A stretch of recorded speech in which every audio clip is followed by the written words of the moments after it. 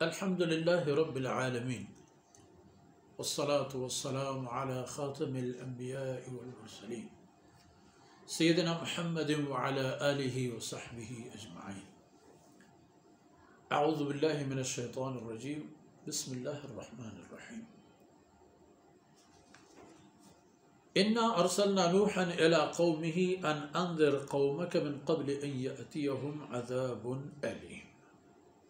قال يا قوم إني لكم نذير مبين أن اعبدوا الله واتقوه وأطيعون يغفر لكم من ذنوبكم ويؤخركم إلى أجل مسمى إن أجل الله إذا جاء لا يؤخر لو كنتم تعلمون.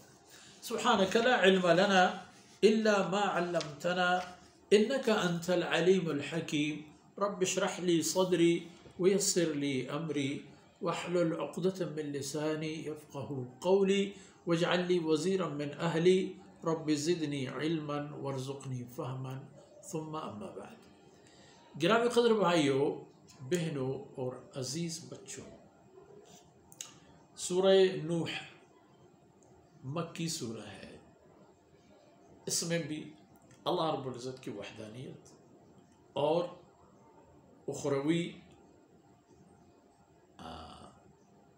عاقبت اور انجام کی باتیں بھی زیر بحث ہیں ان کی، اور اس میں مقصد زندگی بھی بیان ہوتا ہے. جس طرح آپ مشاہدہ فرما رہے ہیں، سیدنا نوح علیہ السلام سے یہ فرمایا جاتا ہے کہ ان انذر قومک، اپنے قوم کو اللہ کے غضب سے اور اللہ کی ناراضگی سے اور اس کی وجہ سے، اللہ کی ناراضگی کی وجہ سے تباہی سے قوموں کو، اپنی قوم کو، اپنے دور کے انسانوں کو سمجھا بجھا کر ان کی یہ نفسیات تبدیل کر دو. ان لوگوں کو شرک کے بجائے وحدانیت الہی اور توحید کی طرف لے آؤ، تاکہ یہ جو مقصد زندگی ہے، مقصد زندگی کو سمجھنے کے بعد اس کو پانے کی بھی ان میں کچھ محنت آ جائے، کچھ جذبہ پیدا ہو. تو فرماتے ہیں کہ انا ارسلنا نوحا الی قومہ، بے شک کہ ہم نے، اللہ رب العزت فرماتے ہیں، میں نے مبعوث فرمایا نوح علیہ السلام کو اپنا قاصد بنا کر اس کی قوم کی طرف، کہ ہمارا قاصد بن کر آپ اپنے قوم کی طرف چلے جائیں، اور جا کر کیا کریں؟ انذر قومک، اپنی قوم کو ہوشیار اور باخبر کر دو، ان کو جگاؤ، ان کو بیدار کر دو. انذر قومک من قبل ان یأتیہم عذاب الیم، اس سے پہلے کہ دردناک عذاب آ کر اس قوم کو دبوچ لے اور ختم کر دے، اس سے پہلے، گرفت آنے سے پہلے ان کو جگا دو تا اپنے آپ کو بچا سکے. گرفت ایک تو دنیا میں، اور دنیا کی گرفت فوری طور پر نہ ہی آ جائے، مگر جب آئے تو ٹلتا نہیں ہے.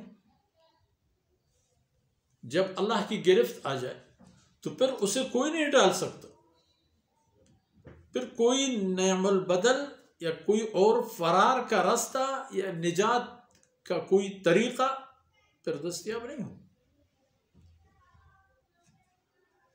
اور ایک آخرت کی پکڑ، آخرت میں اللہ رب العزت ایسے لوگوں کو ان کی جرائم اور گناہوں کی وجہ سے ایسے عذابوں میں مبتلا فرمائیں گے کہ جن کا کوئی خاتمہ نہیں ہوگا.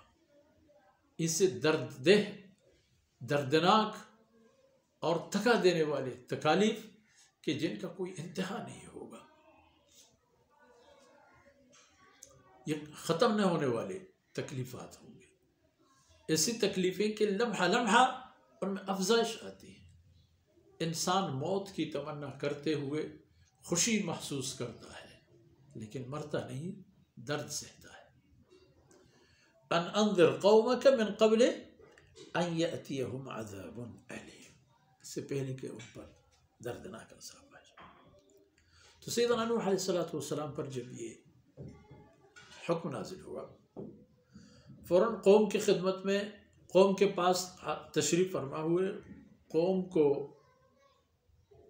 بلایا اور فرمایا کہ انی لکم نذیر، او میری قوم، میں تم لوگوں کو اللہ کے عذاب سے باحذر کرنے والا ہوں،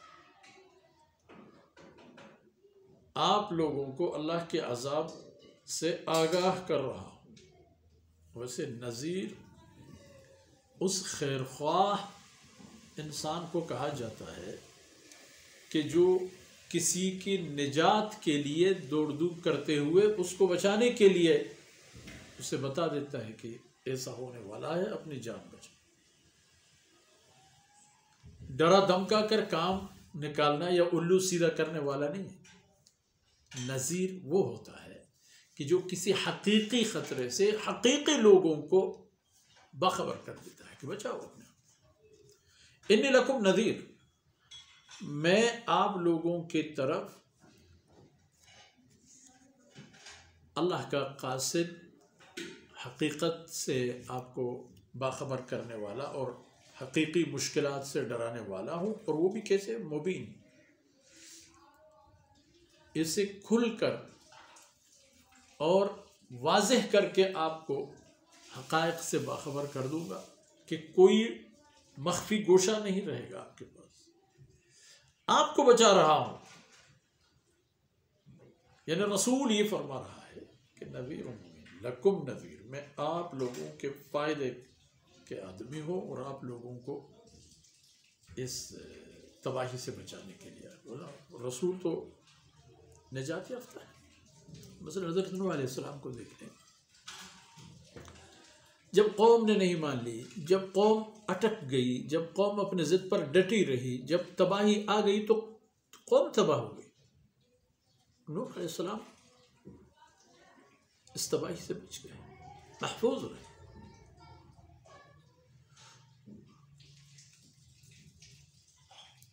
اتنے ایسے محفوظ رہے کہ بعد کی بقیہ نسل انسانی کا تمام رشتہ آ کر سیدنا نوح علیہ السلام کے ساتھ جڑ جاتا ہے.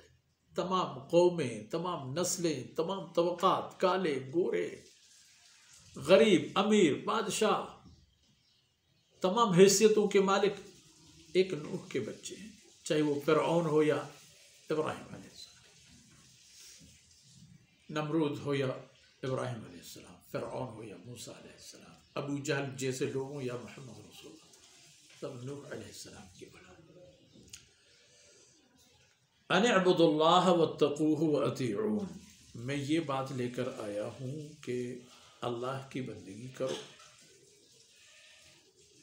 واتقوہ، اور اس کی ناراض کرنے سے اپنے آپ کو بچاؤ، پرہیز کرو، واطیعون، اور میری باتیں مان لیا کرو، میری اطاعت کرو. میری جو اطاعت کرو گے، یہی اطاعت آپ لوگوں کی سرفرازی اور سعادت کی سامان پیدا کر لیتی. اور اگر اطاعت نہیں کرو گے تو تباہی سے نہیں بچ پاؤ گے. آج کی باتیں یہیں تک.